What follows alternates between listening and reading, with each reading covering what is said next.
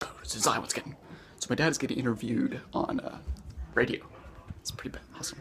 Let's listen. And so it was that area. But the biggest concern was not so much for the elementary parts, because we got the notice early enough to get them home before the snow started. High schoolers and the middle schoolers, and but the snow kept on falling so very hard, and so it was starting to get impassable.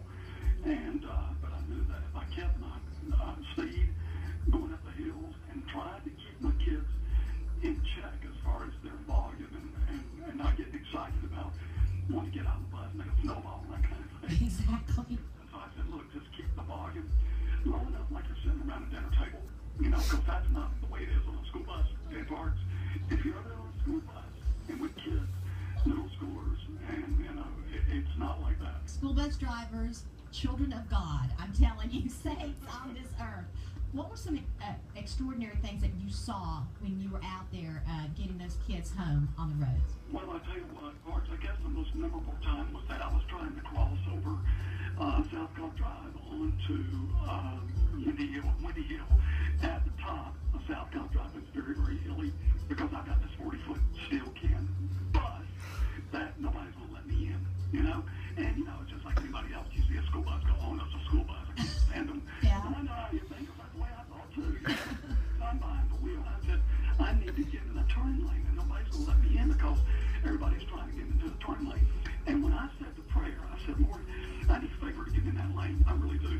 All of a sudden, when I said that prayer, Parks, out of nowhere, a cop turns on his siren, turns on his blue lights, and it's like an escort. It blocked traffic going up South Cobb Drive, and it was amazing. I nearly cried. I mean, Lord, you are the prayer of a saint that loves you, and it's just a bus driver is trying to do his job and do it well. You did something before you drove a bus.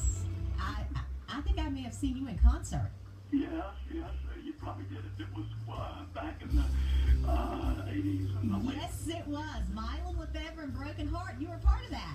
That's right. I was the keyboard player and wrote some pretty major songs that got some Grammy nominations. I'll tell you what, I want to say thank you for all of the Cobb County parents, Marietta parents, that are so thankful you got their kids home safe last night.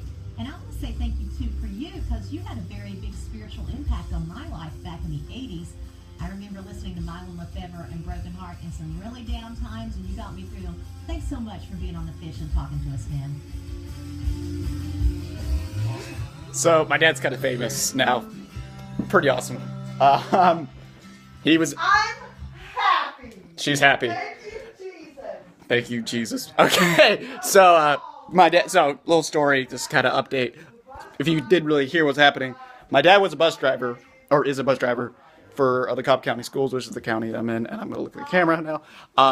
And it was, we had a major snowstorm. I mean, they're calling it the snow apocalypse. Like, it's pretty crazy. Major snowstorm. There have been over 1,000 accidents, and it was crazy. It was crazy stuff. Georgians don't know how to drive in this. They just don't. I mean, the southern people are probably like, psh, the northern people are just they don't know how to drive in this stuff. It's plain and simple. They don't know how to drive it. And people in my yard, I'm gonna smack them, get my shotgun out, and be like, "Hey, stop crack crashing." Anyway, so that's pretty much what happened. So he was with his middle school kids, and he got stuck. He ran out of gas, or not run out of gas, but he got stuck, and he didn't go anywhere, and he didn't come home until 12 o'clock, and he was gone for since 11:30 p.m. a.m. So 11:30 p.m. a.m. and he didn't come back till around 11, 12 hours later. So I was really scared. So anyway, so now he got interviewed on Good Morning America, and now he got interviewed on a Christian radio station called The Fish, and it was awesome. So my dad's kind of famous, pretty fantastic. So check him out. I put if you want to see what they were talking about, like the music stuff he did back then, I put a link in the description. His YouTube channel. You can check out what he did. He made the first Christian music on MTV, And he's just a fantastic guy. Go give him a thumbs up on Facebook. I'm just cracked, and they're freaking out. So I'm gonna go.